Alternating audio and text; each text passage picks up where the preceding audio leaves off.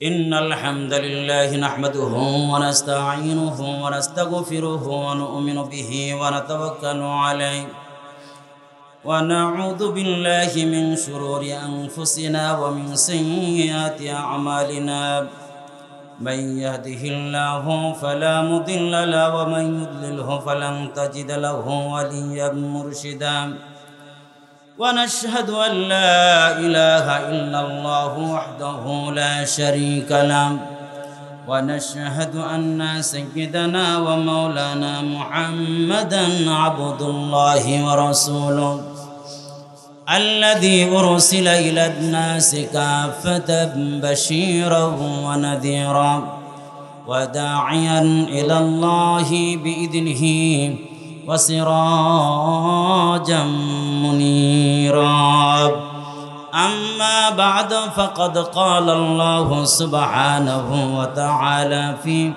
كلامه القديم আমার সঙ্গে মাদ্রাসার ছাত্রের মতো সুলিলিত কণ্ঠে উচ্চ আওয়াজে পড়ি আউযু বিল্লাহি মিনাশ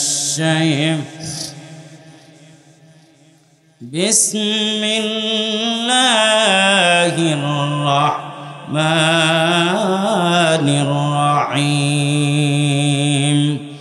كيف تكفرون بالله وكنتم أمواتا فأحياكم ثم يميتكم ثم يحييكم ثم إليه ترجعون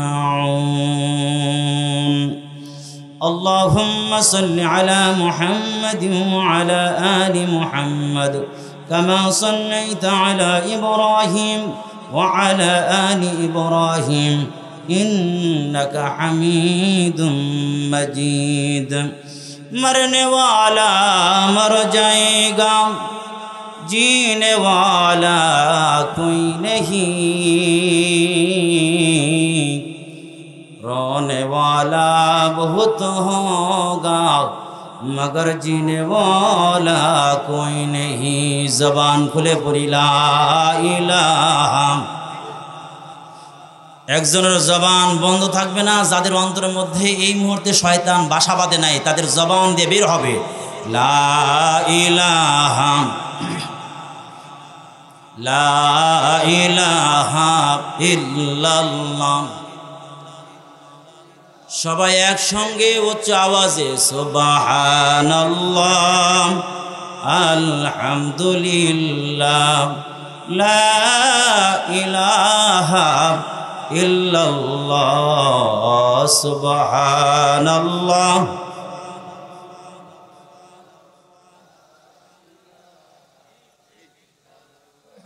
তুমি বাঁচাও তুমি মারো আওয়াজ করে বলি কে বাঁচায় কে মারে ইমানি আওয়াজ দিয়ে বলেন কে বাঁচায় কে মারে তুমি বাঁচাও তুমি মারো অবিরত ক্ষমা করো তুমি বাঁচাও তুমি অবিরত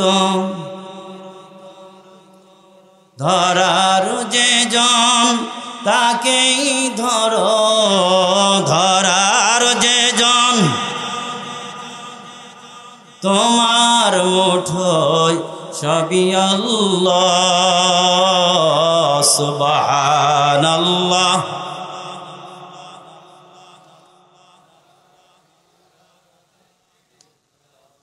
আলহামদুলিল্লাহ নাগরপুর কাঁচা বাজার জামি মসজিদের উন্নয়ন কল্পে বিশাল বড় তাফসিরুল কোরআন মাহফিলের সম্মানিত যোগ্য অভিজ্ঞ সভাপতি আলহাজ হজরত মাওলানা মোহাম্মদ আলী আকবর সাহেব বারাকাল্লাহু ফি হায়াতি বলুন আমিন নাগরপুরি সাহেব হাফেজ মাওলানা জিকির পরিচয় করেছেন হাফেজ মাওলানা মাসুদুর রহমান খতিব অতরম জামে মসজিদ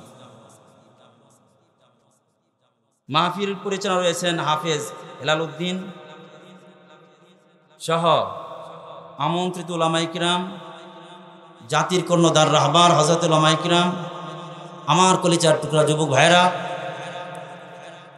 আমার সারে তাজ পিতৃ সমতুল্য বাবাজিরা, পর্দার আড়ালে অবস্থানরত মা ও বোনেরা, সর্বপ্রথম কালিমাতু শুকর আদায় করছি মহান মালিকের দরবারে যে আল্লাহ সুবহানাহু ওয়া তাআলা এই কনকনে শীতের মধ্যে, এই গভীর রাত্রিতে এ পর্যন্ত আল্লাহ পাক আমাদেরকে বেহেশতের বাগানে বসিয়ে রেখেছেন। কিছু কথা বলা এবং শোনার যে আল্লাহ পাক তৌফিক দান করলেন, সেই মনিবের দরবারে উচ্চ আওয়াজে মহব্বত আর ভালোবাসা নিয়ে উচ্চ আওয়াজে বলি আলহামদুলিল্লাহ। সমস্বরে সবাই মহব্বত আর ভালোবাসা নিয়ে পড়ি রব্বানা লাকাল হামদ হামদান কাসীরান তাইয়িবান মুবারাকান ফিহি। প্রশংসা করলাম কার? আর একটু উচ্চ আওয়াজে হবে প্রশংসা হবে কার? আল্লাহ পাক প্রশংসারের একমাত্র দাবিদার এবং উপযুক্ত। কারণ আল্লাহ পাক নিজেই সূরা ফাতিহা নাজিল করে শুরুতেই আল্লাহ পাক সর্বপ্রথম সূরার সর্বপ্রথম আয়াতে আল্লাহ পাক দাবি করেন, আমি যেহেতু কুল কায়নাতকে পরিচালনা করি এবং যার যা কিছু দরকার যাওয়ার আগেই অ্যাডভান্স আমি দিয়ে থাকি, এজন্যই আমার প্রশংসা হবে। সুবহানাল্লাহ। আর একটু জোরে আমার সাথে বলুন আলহামদুলিল্লাহ। যত পড়তে পারছে বোঝা গেল সবাই জানে। সুবহানাল্লাহ। আলহামদুলিল্লাহি রাব্বিল আলামিন। আলহামদু মানে সমস্ত প্রশংসা। এখানে লাম কয়েক প্রকার আছে, উলামায়ে কেরাম ছাড়া কেউ বুঝবে না, সেদিকে গেলাম না। আলহামদু মানে সমস্ত প্রশংসা, লিল্লাহ মানে আল্লাহর। কোন আল্লাহ? রব্বিল আলামিন, যিনি রব্বুল আলামিন। আলম হচ্ছে এক জগৎ, আলামিন হচ্ছে বহু জগৎ। তাফসীর ইবনে কাসীরের মধ্যে উল্লেখ করা হয়েছে একটা জগৎ নয়, দুইটা জগৎ নয়, আল্লাহ রব্বুল আলামিন এরকম হাজার হাজার ৩৬,০০০ জগৎ আল্লাহ পাক তৈরি করেছেন। আমার ভাইয়েরা, যেরকম সূর্য একটা গ্রহ, চাঁদ একটা গ্রহ, এইভাবে হাজার হাজার গ্রহ আল্লাহ রব্বুল আলামিন তৈরি করেছেন। আমার ভাইয়েরা, এই যত জগৎ আল্লাহ পাক তৈরি করেছেন, এই জগৎগুলোর মধ্যে যত সৃষ্টিজীব তৈরি করেছেন, কত সৃষ্টিজীব যে আল্লাহ পাক বানাইছেন, আমরা অনেক সময় বলতাম এক সময় 18,000 মাখলুকাত। কত বলতো না এক সময়? এই কথাটার ভিত্তি নাই। কারণ আমার ভাইয়েরা, আল্লাহ পাক বলেন কত সৃষ্টিজীব তৈরি করেছি, কত নিয়ামত আমি বানাইছি। কারণ এক একটা নিয়ামত তো সৃষ্টিজীব, কত যে বানাইছি তোমরা গণনা করে শেষ করতে পারবে না। আমি আল্লাহ তাআলা এত মাখলুক বানাইছি। আল্লাহ রব্বুল আলামিন বলেন ওয়া ইন তাউদ্দু নি'মাতাল্লাহ,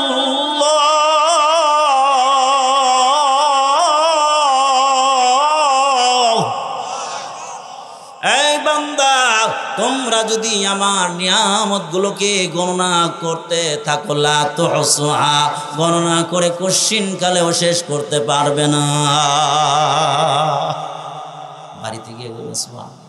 বাড়িতে তো বলবেন, তবে এই জায়গাও সুবহানাল্লাহ পড়ি আওয়াজ করে বলেন সুবহানাল্লাহ। আরো জোরে আল্লাহু আকবার। আমার ভাইয়েরা, রব বলা হয় এমন এক সত্তা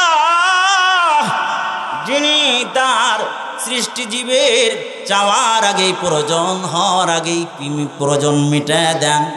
আমার ভাইরা, আল্লাহ পাক বলেন আমি কেমন স্রষ্টা, এই জানো না, মাত্র উদারে বান্দাকে খাবার দেওয়ার মতো কারো ক্ষমতা ছিল না।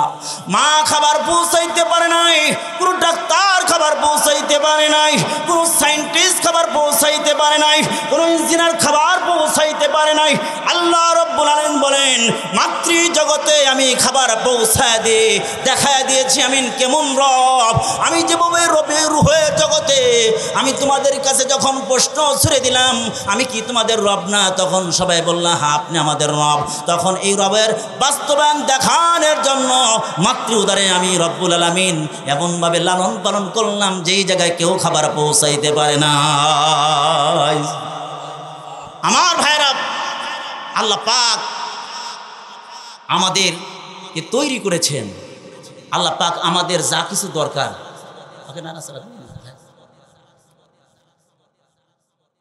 আপনি কষ্ট হইতেছে না তো আমার ভাইরা? আমাদের যা কিছু দরকার প্রয়োজন মিটান কি? আরো জোরে। তাহলে পৃথিবীতে যত প্রাণী আছে সকল প্রাণীর খাবার সহ সব কিছু দান করেন একমাত্র আল্লাহ। এজন্য আল্লাহ পাক তার সিফাতি নাম হচ্ছে রব। রব হচ্ছে সিফাতি নাম, আর আল্লাহ তার সত্তাগত নাম। আমার ভাইরা, আমরা যে আজানের মধ্যে সর্বপ্রথম আল্লাহু আকবার শুনি, এটা হচ্ছে তার সত্তাগত নামের আমরা পরিচয় পাই আজানের আওয়াজের মধ্যে। আর এর পরবর্তীতে সিফাতি নামের আল্লাহ পাক তুলে ধরেছেন। আমার ভাইরা, আমি যে আয়াত তেলাওয়াত করেছি এই আয়াতটা হচ্ছে সূরাতুল বাকারার 28 নম্বর আয়াত। সূরা বাকারার 28 নম্বর আয়াত। আল্লাহ পাক বান্দাদেরকে যেন ফোঁটা দিচ্ছেন যে বান্দা কেমনে তোমরা আমার নাফরমানি করো, আল্লাহর কুফরি কেমনে করো, কারণ তোমাদের যা কিছু দরকার সব কিছু পূরণ করেন কে? আরো জোরে বলতে হবে কে? এজন্য আল্লাহ তাআলা বুঝাচ্ছেন বান্দা নাফরমানি করা যাবে না, একমাত্র তাওহীদে বিশ্বাসী হতে হবে। জোরে বলেন, কিসে বিশ্বাসী হতে হবে? তাওহীদ হচ্ছে দুই প্রকার, একটা হচ্ছে তাওহীদ ফিল হুকমিয়া, আর একটি হচ্ছে তাওহীদ ফিল ইবাদত। ইবাদতের ক্ষেত্রে একমাত্র আল্লাহকে মানতে হবে, আর কারো জন্য সিজদা চলবে না, কারো জন্য ইবাদত চলবে না, শুধুমাত্র যার জন্য ইবাদত চলবে তিনি কে? আরো জোরে আওয়াজ করে বলতে হবে কে? এজন্যই তো পৃথিবীর কাউকে সিজদা করা যায় না। কাউকে কি করা যায় না? সিজদা করা যায় না। একমাত্র সিজদা করা যায় কাকে? কেউ যদি কোনো মাজারে গিয়ে সিজদা করে তাহলে তার ঈমান থাকবে? এটা হচ্ছে তাওহীদ ফিল ইবাদত। ইবাদত একমাত্র কার জন্য হবে? আর তাওহীদ ফিল হুকমিয়া, হুকুমের ক্ষেত্রে, নির্দেশের ক্ষেত্রে, আল্লাহর বিধান পালন করার ক্ষেত্রে পৃথিবীর কোনো তন্ত্র আর মন্ত্র মানা যাবে না, একমাত্র মন্ত্র আর তন্ত্র মানতে হবে আল্লাহ। কার মানতে হবে? আরো চিল্লে বলতে হবে কার?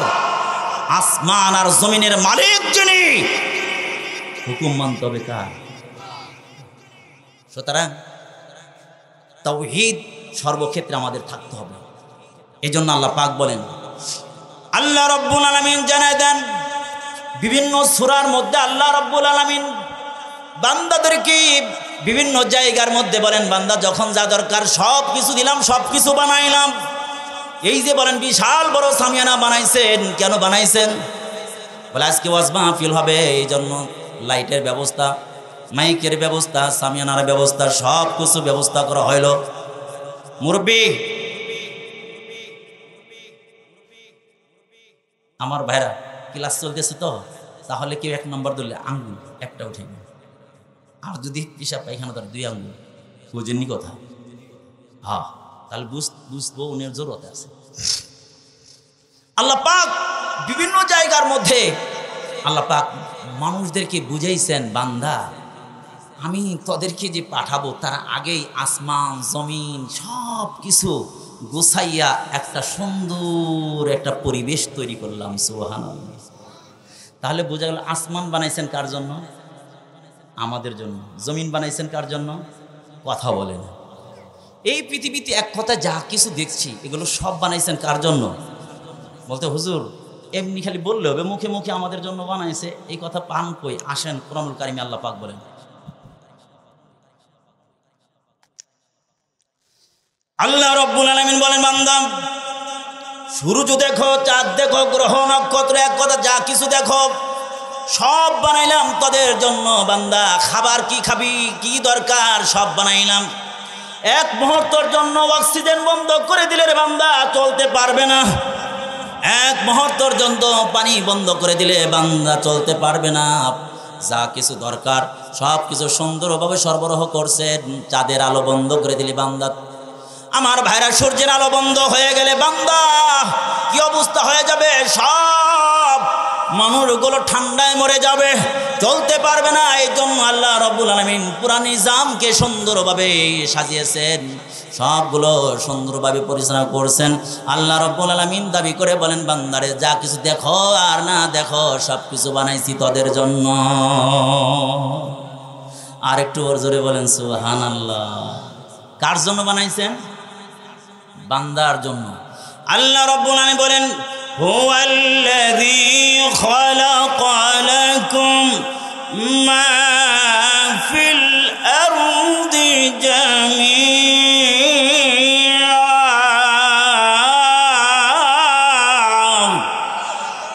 আল্লাহ পাক বলেন, যা কিছু তৈরি করেছি, খালাকা লাকুম, তোমাদের কল্যাণের জন্য তৈরি করেছি। সুবহানাল্লাহ।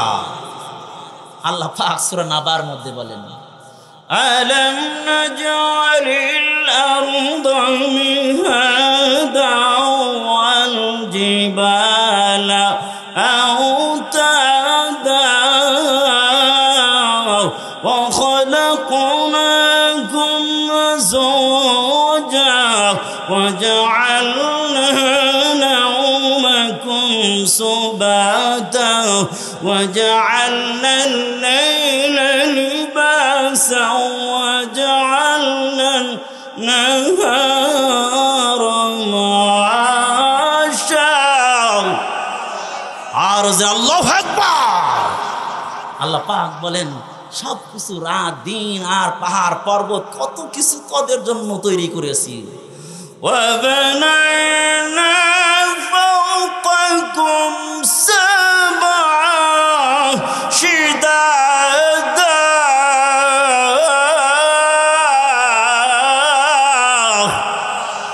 আল্লাহ পাক বলেন, তোদের মাথার উপরে মজবুত আমি আসমান তৈরি করেছি সাতটা। সুবহানাল্লাহ।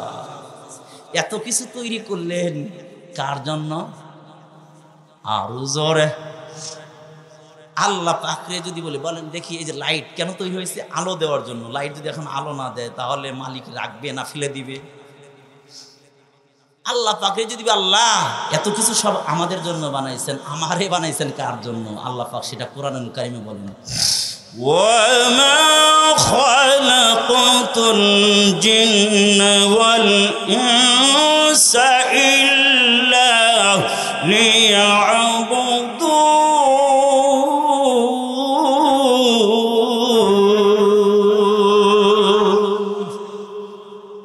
আমি আল্লাহর সাথে কানেকশন লাগানোর জন্য তৈরি করেছি। সুবহানাল্লাহ। আল্লাহ, তাহলে কানেকশন লাগবে কিভাবে আর কানেকশন ছুটে যাবে কিভাবে?